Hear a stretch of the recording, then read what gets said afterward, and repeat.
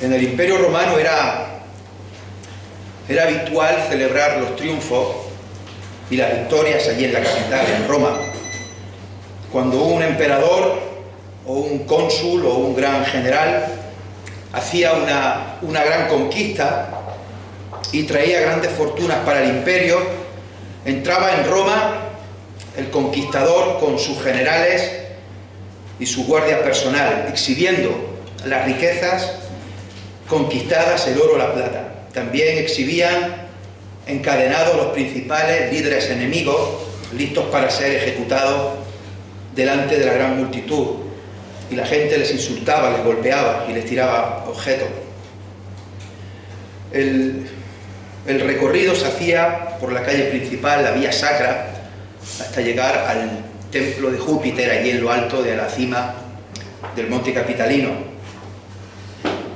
Ese emperador o ese cónsul que había vencido llevaba una corona de laurel y un esclavo detrás. Iba montado en una cuadriga tirada por grandes caballos. El emperador iba delante y el esclavo, como digo, detrás. Y este esclavo tenía que hacer dos cosas. Una, sujetarle la corona de laurel encima de la cabeza. Y la otra, susurrarle constantemente al oído, en mitad del éxtasis de la celebración, en mitad de tanta gente vitoreándole y aclamándole, lo que se llamó a pasar el memento mori, que significa recuerda que vas a morir.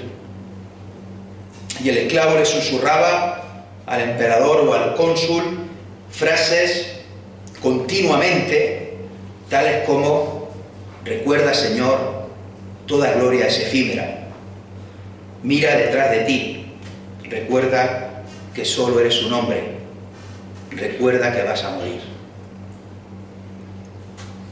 Hoy comenzamos la Semana Santa, hoy comienza la Semana Santa, el Domingo de Ramos, una semana de vacaciones para los colegios, hay días festivos, calles cortadas, problemas de circulación, de aparcamiento, la hostelería y la ocupación hotelera prácticamente al máximo en muchas ciudades de España. La Semana Santa supone también el fin del ministerio terrenal de Jesús. Han sido 3 años fascinantes, desde los 30 hasta los 33 años de edad. Y Jesús predicando el Evangelio del reino de los cielos, predicando la necesidad de arrepentimiento de los pecados, sanando enfermos y endemoniados y consolando marginados y oprimidos, especialmente en la región de Galilea. Y todo eso acompañado de 12 hombres que han ido con él a todos sitios, a todos los lugares, y han visto cosas que solamente ellos han podido ver en toda la historia.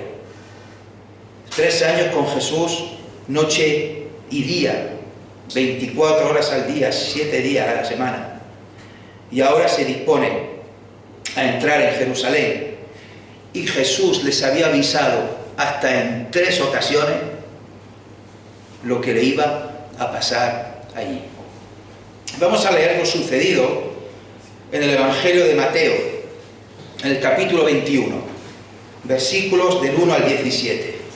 Si bien esto se menciona en los 4 evangelios y entre uno y otro puede haber algún detalle que añade, que complementa, que nunca es ninguna contradicción, sino que son complementos unos a otros, vamos a basarnos hoy principalmente en el Evangelio de Mateo, si bien haremos alguna referencia a otros evangelios. Mateo capítulo 21, versículo 1. Cuando se acercaron a Jerusalén y vinieron a Betfagé, al monte de los olivos, Jesús envió 2 discípulos, diciendo: id a la aldea que está enfrente de vosotros, y luego hallaréis una asna atada y un pollino con ella, desatadla y traédmelos. Y si alguien os dijere algo, decid: el Señor los necesita, y luego los enviará. Todo esto aconteció para que se cumpliese lo dicho por el profeta cuando dijo: decid a la hija de Sión, he aquí tu rey viene a ti, manso, y sentado sobre una asna, sobre un pollino, hijo de animal de carga. Y los discípulos fueron e hicieron como Jesús les mandó, y trajeron el asna y el pollino, y pusieron sobre ellos sus mantos, y él se sentó encima. Y la multitud, que era muy numerosa, tendía sus mantos en el camino, y otros cortaban ramas de los árboles y las tendían en el camino.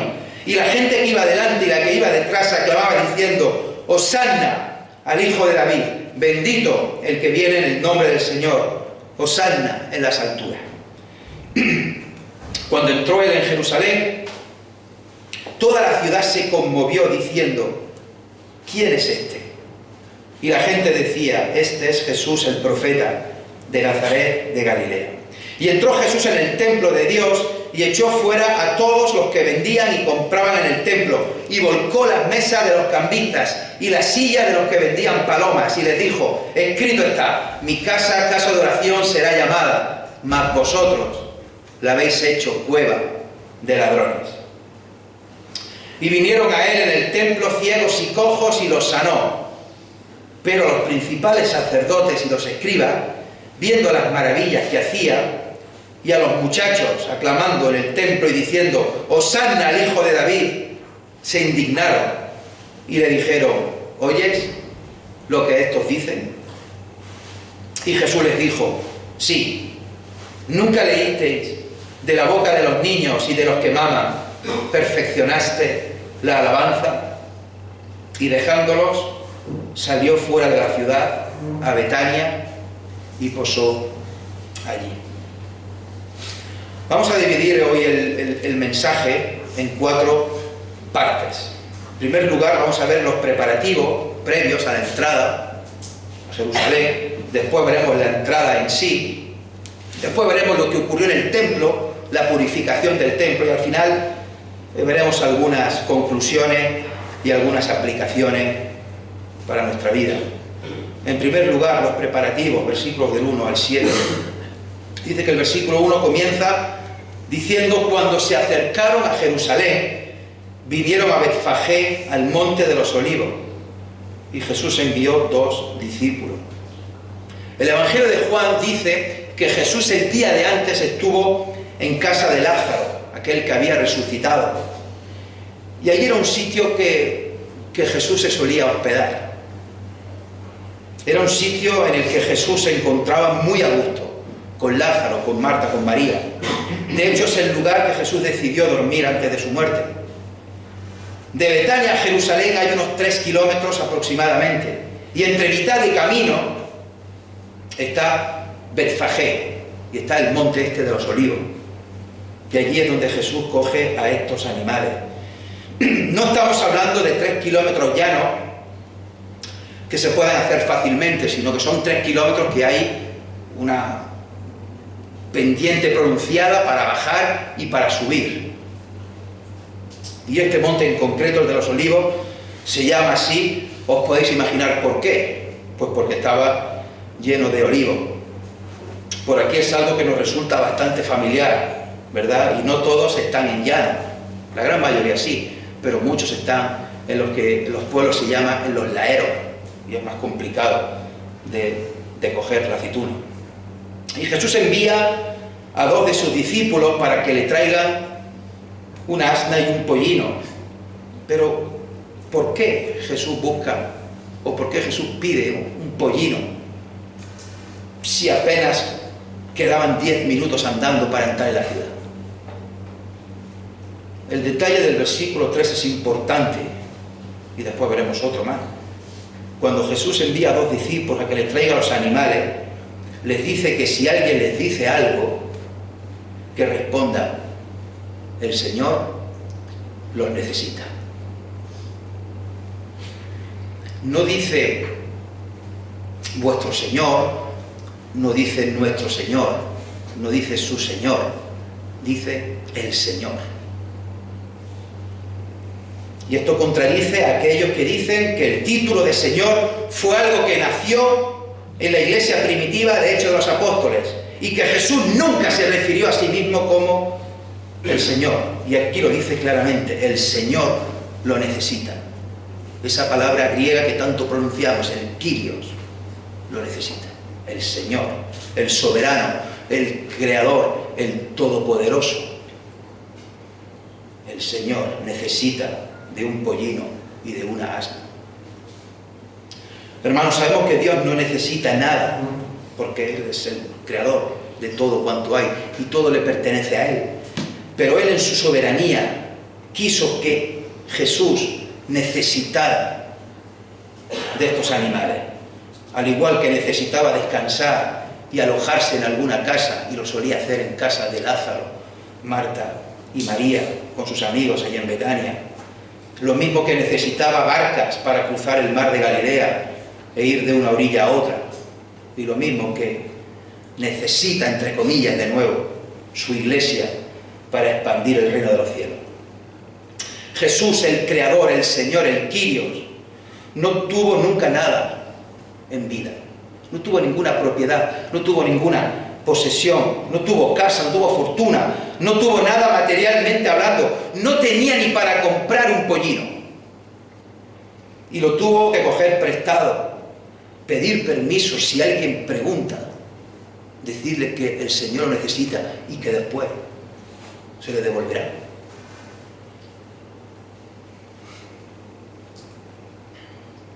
Estos versículos también 4 y 5 provienen de la profecía de Zacarías 9:9, escrita muchos siglos antes. Alégrate mucho, hija de Sión, da voces de júbilo, hija de Jerusalén. He aquí tu rey vendrá a ti, justo y salvador, humilde y cabalgando sobre un asno, sobre un pollino, hijo de asna. Hermanos, qué palabras más bonitas. El rey viene a ti, manso, accesible, humilde, justo, salvador, cabalgando un asno. Viene a la hija de Sión, esto es a Jerusalén. No viene montado en un gran caballo blanco, como hemos leído de aquellos cónsules o emperadores romanos. No viene montado en un animal que se usaba para la guerra, sino que viene montado en un pollino, que significa la paz, la tranquilidad, un animal de carga, de trabajo. No viene con un gran ejército, sino que viene con 12 discípulos, hombres sencillos, pescadores en su mayoría. Jesús entra en Jerusalén en un animal de carga, porque Él no vino para ser servido, sino que Él vino para servir y para dar su vida en rescate por muchos. Marcos 10:45. El que iba montado sobre un asno es el que iba a dar su vida pocos días después en la cruz del Calvario por nuestros pecados. Y por eso dice esa profecía: alégrate mucho, hija de Sión, alégrate mucho. Es un motivo enorme para estar contento, hermano, para estar alegres y para estarlo mucho, porque el Rey vino a nosotros, porque el Rey entró en Jerusalén, el Rey vino a la tierra, se hizo hombre, se humilló, se hizo siervo.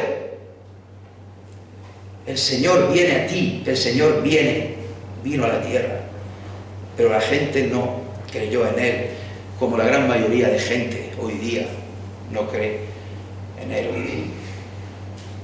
Versículos 7 al 11, vamos a volver a leerlo, ya la entrada en Jerusalén. Y trajeron el asna y el pollino y pusieron sobre ellos sus mantos y Él se sentó encima. Y la multitud, que era muy numerosa, tendía sus mantos en el camino, y otros cortaban ramas de los árboles y las tendían en el camino. Y la gente que iba delante y la que iba detrás aclamaba diciendo: Hosanna al Hijo de David. Bendito el que viene en el nombre del Señor, hosanna en las alturas. Cuando entró Él en Jerusalén, toda la ciudad se conmovió, diciendo: ¿quién es este? Y la gente decía: este es Jesús el profeta de Nazaret, de Galilea. Los discípulos ponen sus mantos encima de los animales. La gente, la mayoría de la multitud que estaba allí, tiende sus mantos en el camino. Otros cortaban ramas de oliva y de palmera y las tendían en el camino. Y las multitudes que iban delante y detrás gritaban diciendo: Hosanna al Hijo de David, bendito el que viene en el nombre del Señor, Hosanna en las alturas. Había un grupo que venía siguiendo a Jesús desde Betania, seguramente, que es el que iba detrás, y otro que saldría de la ciudad de Jerusalén a recibirle, que son los que iban delante. Y entre unos y otros formaban este cortejo triunfal con mantos, ramas de olivo y gritos de Hosanna, que significa salva ahora. Dios, sálvanos ahora. Sálvanos ahora, Hijo de David. Sálvanos de la opresión de Roma. Estaba entrando en Jerusalén el Hijo de David, el Mesías esperado, el que nos va a librar del sufrimiento, el que ha resucitado, dicen que ha resucitado poco antes a un tal Lázaro en Betania, el que ha sanado a un montón de enfermos y ha curado a un montón de endemoniados. Que nos salve ahora, aunque pocos días después le van a gritar: crucifícale, crucifícale. Dice el Salmo 118, 25 y 26: oh Jehová, sálvanos ahora, te ruego, oh Jehová, que nos hagas prosperar ahora. Bendito el que viene en el nombre de Jehová, desde la casa de Jehová os bendecimos. Un salmo que, por cierto, empieza y termina diciendo la misma frase: alabad a Jehová porque Él es bueno, porque para siempre es su misericordia. Entonces, estas multitudes que iban delante y estas multitudes que iban detrás de Jesús le seguían porque había resucitado a Lázaro, había hecho otros milagros, porque le veían como el Mesías, el Hijo de David, el que iba a encabezar una revuelta contra Roma y los libraría del yugo del Imperio Romano.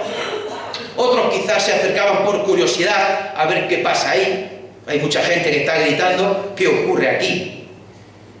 Y otros porque no tenemos que olvidar el detalle importante, que como se acercaba la Pascua, era fecha de peregrinaje en Jerusalén y muchísima gente iba allí a hacer sacrificio en el templo. Y Jesús, conforme iba subiendo la cuesta de los Olivos y se iba acercando a Jerusalén, montado en el pollino, la gente aumentaba en número y en efusividad. Pero hermanos, ¿cuántas personas habría realmente que supieran lo que Jesús venía a hacer realmente? ¿Cuánta gente sabía que Jesús iba ahí para dar su vida por los pecadores? Que venía a salvar almas. Ni siquiera los discípulos se habían enterado del todo, a pesar de que Jesús se lo había dicho. Hermanos, y hoy día, ¿cuántas personas saben que Jesús vino a salvar a los pecadores, a dar su vida por los pecadores que se arrepienten y creen en Él? No quiero entrar en muchos detalles sobre la situación política y social de aquella época, pero sabemos que no era la mejor. Sabemos, como hemos dicho, que había un imperio que estaba sometiendo a este pueblo, en concreto a Israel y a otros muchos, y dentro de Israel había muchas facciones políticas, como los saduceos, fariseos, samaritanos, esenios, celotes, etcétera, que no siempre ponían las cosas fáciles, y había muchas revueltas. Sí quiero mencionar brevemente que los judíos tenían claro que tenían que pasar 9 cosas. 9 cosas tenían que pasar. La primera, un periodo de gran tribulación. Segundo, aparecería un nuevo Elías, un profeta precursor, que traería orden para preparar la llegada del Mesías, un Cristo, un ungido, un rey. En cuarto lugar, las naciones paganas se unirían contra los judíos. Quinto, habría una gran guerra y ganará Israel. 6, se renovará totalmente la ciudad de Jerusalén. 7, los judíos dispersos por todo el mundo volverán a su tierra, a Israel, a Jerusalén. 8, Israel será el centro del mundo. 9, habrá una época de paz y prosperidad y bondad que durará para siempre. Y en los tiempos de Jesús había aflorado un sentimiento muy grande de que pronto iba a venir el Rey, de que pronto iba a venir el Mesías, de que pronto iba a venir el Cristo, el ungido, y que iba a ser ya, era inminente la llegada. Estaban los judíos totalmente convencidos, estaban pasando el punto 1, el de la gran tribulación, gran sufrimiento. El punto 2, decían, bueno, parece ser que hay un tal Juan el Bautista que parece que es el precursor. Así que nos queda el punto 3, es que llegue el Mesías, el Cristo, el Rey. Así que había una gran expectación en que llegara, y estaban convencidos de que iba a ser pronto, que tenía que ser ya. Desde luego tenían razón, porque el Cristo estaba allí con ellos, aunque no fuera lo que ellos esperaran. Pero la gente con sus mantos, con sus vítores, con sus ramas de oliva y de palmera, estaban identificando a Jesús como un Mesías, como un Rey, como alguien ungido por Dios, que los iba a salvar de la opresión mediante una gran revuelta militar, que es lo que ellos esperaban. Y dice el versículo 11, que la gente decía, este es Jesús, el profeta de Nazaret de Galilea. Hemos mencionado antes que se acercaba la fecha de la Pascua y sabemos lo que los judíos celebraban, la salida de Egipto, de cómo Dios los liberó de la cautividad de Faraón, y liderados por Moisés salieron de allí cruzando de manera milagrosa el Mar Rojo, y estuvieron 40 años vagando por el desierto hasta que por fin llegaron a la tierra prometida, la tierra que fluye leche y miel. Y ahora ellos ven que su situación es parecida, que en vez de Egipto es el Imperio Romano el que los está esclavizando, lo están pasando mal. Pero siempre, hermanos, hay una cosa que siempre está en la mente de un judío. Siempre. A lo largo de los siglos, a lo largo de los milenios, hay una cosa que para un judío no se le va de la cabeza. Y es que los pactos inquebrantables de Dios para con su pueblo se cumplen. Y por eso dice también el versículo 10, que cuando entró él en Jerusalén, toda la ciudad se conmovió, diciendo, ¿quién es este? ¿Será el profeta del punto 2? ¿Es el Mesías del punto 3? ¿Qué hace montado en un pollino? ¿Dónde está su ejército? ¿Ha dicho algo de que va a tomar el palacio?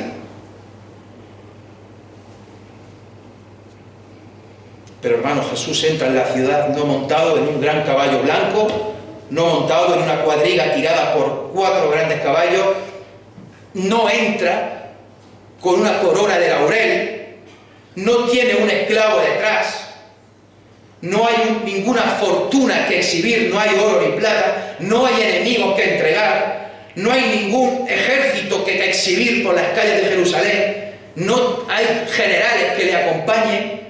Jesús no tiene armadura, ni coraza militar, ni siquiera espada o otro tipo de arma. No, sino que Jesús de Nazaret entra en Jerusalén montado en un pollino, sentado encima de su propio manto y el manto de sus discípulos que le habían puesto también a Jesús.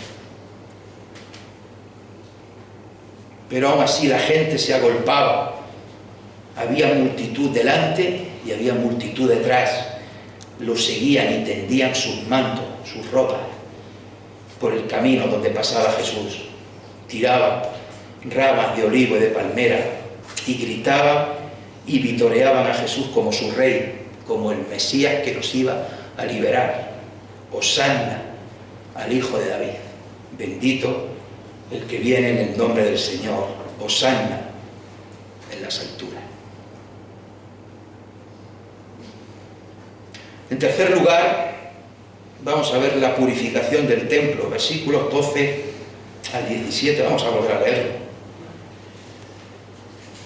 Y entró Jesús en el templo de Dios y echó fuera a todos los que vendían y compraban en el templo y volcó las mesas de los cambistas y las sillas de los que vendían palomas y les dijo: escrito está, mi casa, casa de oración será llamada, mas vosotros la habéis hecho cueva de ladrones.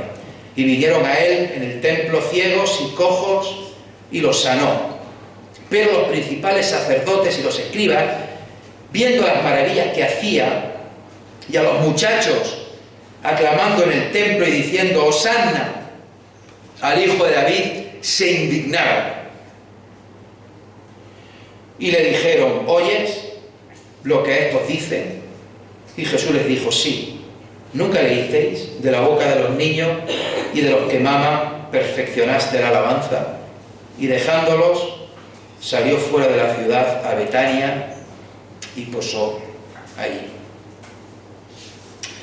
Yo estoy seguro que muchos de los que estaban allí, de aquella multitud, lo que estaban esperando que primero hiciera Jesús al entrar en Jerusalén sería dirigirse a palacio y reclamar el trono real como hijo de David. Sin embargo, lo primero que hace Jesús es ir al templo, a la casa de Dios, al lugar principal del judaísmo en cuanto a la adoración de Dios. Y cuando termina su breve visita en el templo, porque era tarde, ahora veremos ese matiz, se vuelve para dormir en Betania y al día siguiente vuelve de nuevo a Jerusalén. ¿A dónde? Al templo. Es el Evangelio de Marcos el que aclara que era tarde cuando Jesús entró en el templo. Y dice allí el Evangelio de Marcos que Jesús se quedó mirando todas las cosas alrededor. Y como ya anochecía, se fue a Betania con los 12 y luego volvió al día siguiente, que es lo que sucede ahora aquí. Lo que vio allí Jesús no le gustó nada. De ahí su reacción, una reacción valiente, muy valiente. Aquello estaba lleno de comerciantes, de especuladores que explotaban a la gente, que ponían precios muy altos, muy abusivos, con el consentimiento y complicidad de los sacerdotes, incluido el sumo sacerdote. Muchos peregrinos que acudían a Jerusalén a hacer un correcto sacrificio a Dios se sentían explotados y engañados por el altísimo precio que tenían que pagar por el animal que allí se vendía para sacrificar. Y además, si pagaban con otra moneda, no se la aceptaban y tenían que ir primero a cambiar la moneda, y allí también los engañaban. Por lo tanto, el engaño era doble: uno al cambiar la moneda y otro al comprar los animales. Cada judío que fuera a Jerusalén a ofrecer allí sacrificio, era obligatorio pagar un impuesto al templo para su sostenimiento. Ese impuesto se pagaba en la Pascua, ahora, en la fecha que estamos ahora, cuando tantísimos israelitas venían de todas partes allá a Jerusalén. No valía cualquier moneda, no podías pagar ese impuesto con cualquier moneda. Tenía que ser única y exclusivamente el siclo del santuario. Así que si tenías esa moneda, bien. Y si no, mal asunto. Tenías que ir a las mesas de los cambistas y cambiar la moneda que trajera por siclos del santuario. ¿Qué ocurría? Que la comisión era altísima, abusiva, y había gente que se quejaba, que daba voces: pero ¿cómo me vas a cobrar tanto por la moneda? Pero esto es un abuso, esto es una vergüenza. Y los cambistas se defendían: pues esto es lo que hay, no están puestos por el sacerdote. Y había mucho alboroto, gente que se quejaba. Y además del impuesto, los judíos tenían que realizar diferentes sacrificios. Y al igual que la moneda, ellos podían traer sus propios animales también, o podían comprarlos allí en el templo. Lógicamente lo más cómodo es comprarlo allí, porque traerte un animal varios días o incluso varias semanas de trayecto, tienes que alimentarlo, tienes que cuidarlo, pues no era quizá lo más aconsejable. Mucha gente lo compraba allí. Pero los que traían su propio animal, había una serie de sacerdotes que hacían la función de inspectores y miraban con lupa el animal, que no tuviera ningún defecto, que no tuviera ninguna mancha, que no tuviera nada extraño. Son más o menos como esos técnicos de la ITV cuando lo llevamos al coche a revisar y te miran los frenos, te miran los faros, te miran la suspensión, te miran los gases, los humos, te miran todo. Pues ahí estaban mirando el animal, si tenía aquí una pequeña cojera, si tenía una mancha, si tenía una herida. No vale. No vale. Entonces, claro, si tú querías hacer un sacrificio, pues ya tenías que comprar el animal allí. Y los que vendían allí, pues eso sí eran buenos. Esos no tenían ningún defecto, ninguna mancha. Y de nuevo habría gente allí gritando: oye, vaya vergüenza, si mi animal está mejor que este que vendes tú aquí. Pues no, porque este sí, que no, eres un sinvergüenza, eres un ladrón. Oye, a mí no me llames esto, que yo... Y había una escandalera, tanto en los cambistas como en el puesto de animales, grandísimo. Se había llegado a tal abuso que prácticamente rechazaban todos los animales que vinieran de fuera. Todo un monopolio perfectamente organizado, con la aprobación, la complicidad del sumo sacerdote, que era el encargado de todo el templo. Ya hablamos semanas atrás de los sumos sacerdotes de Caifás y de su suegro Anás, y cómo controlaban todo aquello. Ponían allí a familiares, a amigos, y ellos pillaban una gran comisión por todo lo que allí se hacía. A modo de curiosidad, 30 años después de lo ocurrido aquí, se hizo un censo en Jerusalén con los animales sacrificados y se contaron más de 250.000 corderos sacrificados. Y si normalmente se sacrificaba un cordero para cada 10 personas, se estima que podía haber 2,5 millones de personas en la ciudad durante esa semana. El templo es un concepto más amplio que solamente el edificio en sí. No se limita solamente el edificio, sino que incluye los atrios y los patios que tiene fuera. Al principio de todo estaba el patio de los gentiles. Allí podía entrar cualquier persona, ya fuera judío o gentil. Al patio de los gentiles podía entrar todo el mundo. Un poco más arriba estaba el patio de las mujeres. Allí no podía entrar ningún gentil, solamente israelitas, hombres y mujeres. De hecho, había un cartel que decía que ningún hombre de otra nación traspase esta barrera ni la cerca que rodea el templo. Quien sea sorprendido será el único culpable de su propia muerte. Entonces, patio de los gentiles, patio de las mujeres, y subiendo un poco más arriba, el patio de los israelitas, solamente judíos varones. Un poco más arriba, patio de los sacerdotes, solamente los sacerdotes. Y por último estaba el lugar santísimo, donde solo entraba el sumo sacerdote una vez al año. Este incidente que ocurre en el templo, que estamos viendo ahora, ocurre en el primer atrio, en el primer patio, en el patio de los gentiles. Y aquel patio se había dispuesto como una explanada de oración, como algo tranquilo, donde la gente podía orar antes de entrar más adelante, donde incluso los gentiles podían escuchar la palabra de Dios. Era el único sitio que allí podían escuchar, pues ya no podían acceder al siguiente patio. Sin embargo, en vez de algo tranquilo de oración, de preparación y de lectura, aquello estaba lleno de animales, de excrementos de animales, de mal olor, de vendedores gritando y ofertando sus animales y cambistas especulando con los precios y los tipos de cambio. Y para Jesús, ese patio también lo consideró el templo. También era el templo para Jesús. Porque si no le hubiera importado aquello, se habría dirigido al siguiente patio, que sí estaba tranquilo. El templo había pasado, hermano, de ser casa de mi Padre, o mi casa, casa de oración será llamada, como dice Isaías 56, había pasado a ser casa de mercado y cueva de ladrones, como dice Jeremías 7. El templo se había convertido en un negocio, engañar y aprovecharse del pueblo, especular y sacar beneficio. Así que Jesús coge y los echa fuera a todos. Los expulsa tanto a los que venden como a los que compran.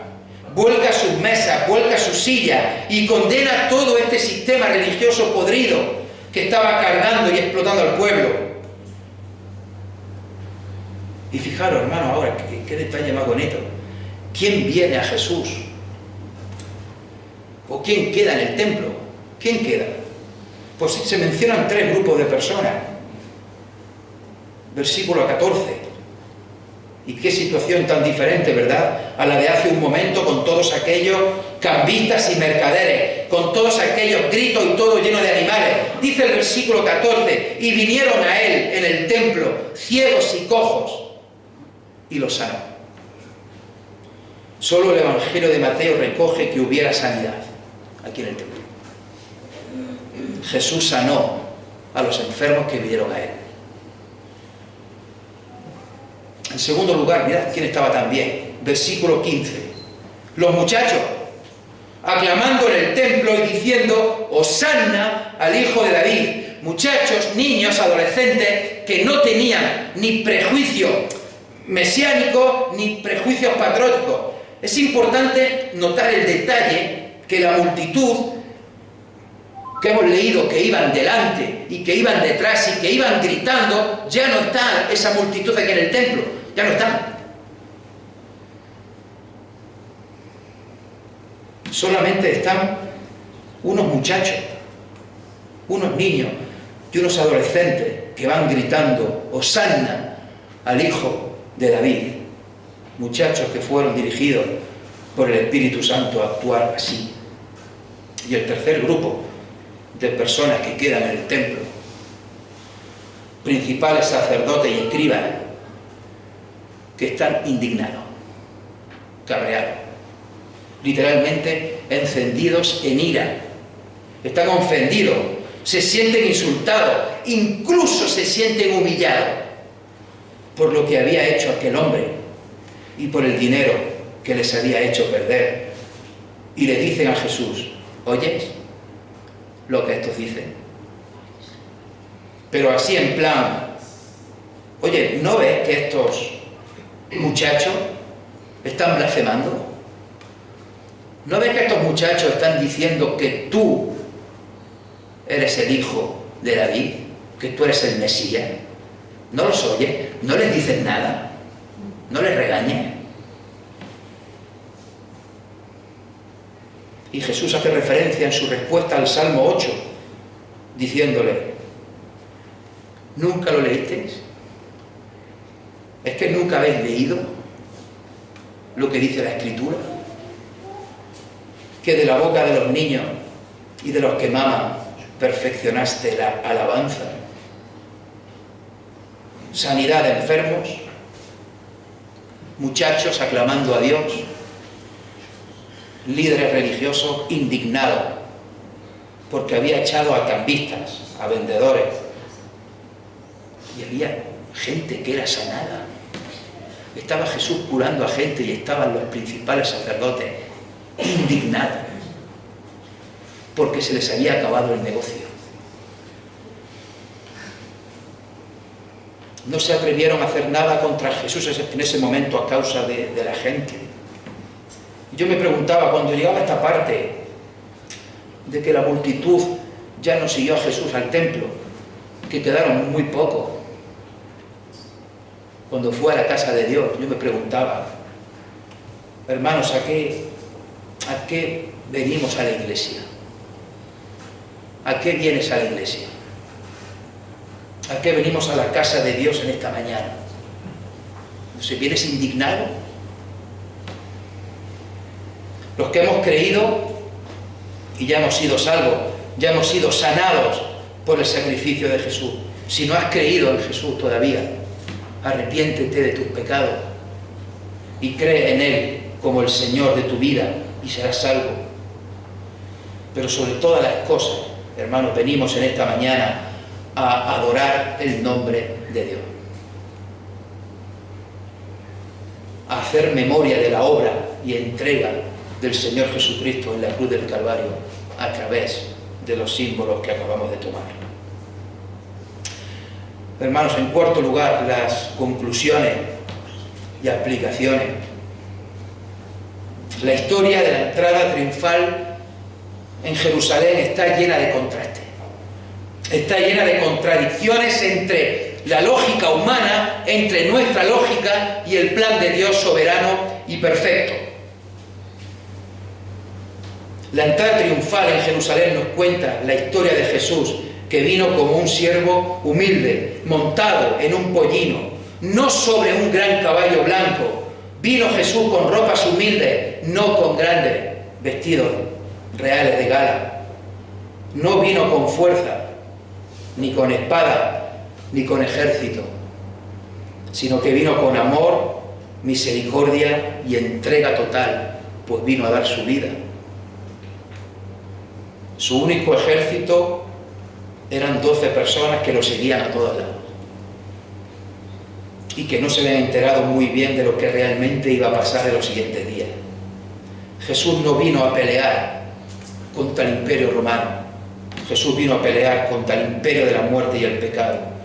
Jesús no vino a conquistar naciones, sino vino a conquistar los corazones de las personas. La gente esperaba guerra. Jesús les dijo: la paz os dejo, mi paz os doy. Yo no os la doy como el mundo la da. No se turbe vuestro corazón ni tenga miedo. La gente quería venganza, pero Jesús dijo: oísteis que fue dicho, ojo por ojo y diente por diente, pero yo os digo, no resistáis al que es malo, antes a cualquiera que te hiera en la mejilla derecha, vuélvele también la otra. La gente quería destruir a los enemigos que los oprimían, pero Jesús dijo de nuevo: oísteis que fue dicho, amarás a tu prójimo y aborrecerás a tu enemigo, pero yo os digo, amad a vuestros enemigos, bendecid a los que os maldicen, haced bien a los que os aborrecen y orad por los que os ultrajan y persiguen. La gente quería un gran líder militar, pero Jesús dijo: aprended de mí, que soy manso y humilde de corazón. La gente quería seguirle a la revuelta, pero Jesús dijo: si alguno quiere venir en pos de mí, niéguese a sí mismo, tome su cruz cada día y sígame. Hermanos, hoy día sigue habiendo muchos contrastes. No hay más que darse una vuelta por Linares o cualquier pueblo de Andalucía, especialmente en esta semana. Muchos siguen buscando a Jesús de forma muy equivocada. Y Jesús dice: yo soy el camino, la verdad y la vida. Nadie viene al Padre sino por mí. Muchos hoy día siguen teniendo esa idea equivocada de Cristo.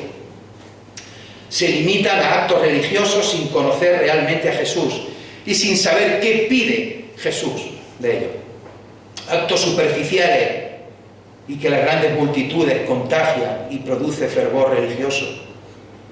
Pero Jesús todavía puede entrar de manera triunfal en tu corazón si crees en Él como el Señor y el Salvador de tu vida.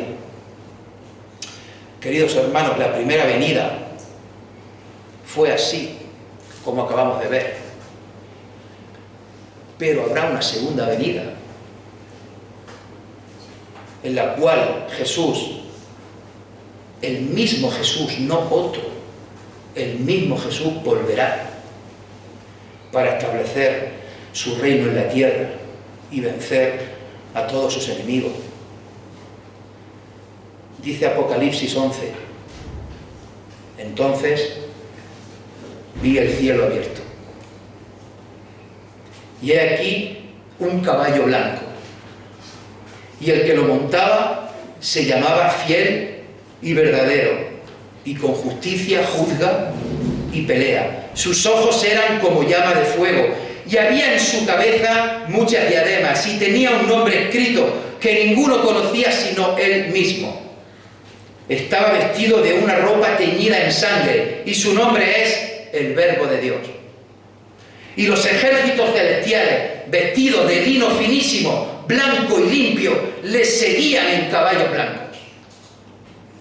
De su boca sale una espada aguda para herir con ella a las naciones, y él las regirá con vara de hierro, y él pisa el lagar del vino del furor y de la ira del Dios Todopoderoso. Y en su vestidura y en su muslo tiene escrito este nombre: Rey de Reyes y Señor de Señores. A él sea la gloria. Amén. Padre, gracias por tu palabra. Gracias, Padre, por la preciosa persona del Señor Jesucristo. Y gracias, Padre, por este precioso pasaje que hemos podido meditar en esta mañana en tu palabra. Y aunque nuestra lógica o nuestro razonamiento no nos pueda entrar en la cabeza esta forma de actuar, Señor, tú tienes un plan perfecto y un plan soberano. Y tú querías que tu Hijo Jesucristo, el Señor de todo cuanto hay, entrara en Jerusalén montado en un pollino. Y tú, Señor, en tu soberanía también, no es que quisiste, sino es que enviaste al Señor Jesucristo para que unos días después diese su vida en la cruz del Calvario por cada uno de nosotros. Gracias, Padre, también por la resurrección y la ascensión del Señor Jesucristo. Gracias, Padre, porque ha ido a preparar lugar para nosotros y porque está sentado a tu diestra. Queremos, Señor, que nos sigas bendiciendo, que nos sigas cuidando. Señor, si hay alguien que no ha creído en ti, Señor, que tú abras su corazón para que se pueda arrepentir de los pecados y pueda creer en ti como Señor y Salvador de su vida. Y en esta semana, Señor, que tanta gente vemos por las calles con ese fervor religioso totalmente equivocado, porque luego el resto del año y el resto de sus vidas no van acorde a tu palabra. Y vivimos en un mundo, en una sociedad, en un país, en un continente que frontalmente te da la espalda. Queremos, Señor, que bendigas a tu pueblo, que bendigas a tu iglesia, que nos ayudes a nosotros.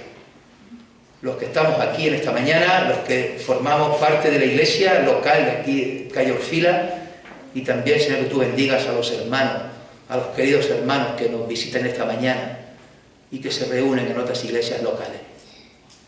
Sabiendo, Señor, que todos adoramos al mismo Dios, te adoramos a ti. Todos, Señor, hemos recibido el mismo perdón. Todos, Señor, hemos sido salvos por la misma sangre derramada en aquella cruz. Y todos, Señor, tenemos la misma esperanza, la gloriosa esperanza de saber, Señor, que vamos a estar un día contigo para siempre. Gracias, Padre, por saber que somos más que vencedores y por saber que no hay nada ni nadie que nos pueda separar de tu gran amor, que es en Cristo Jesús, Señor nuestro. A ti sea la gloria, en el precioso nombre de Jesús. Amén. Amén.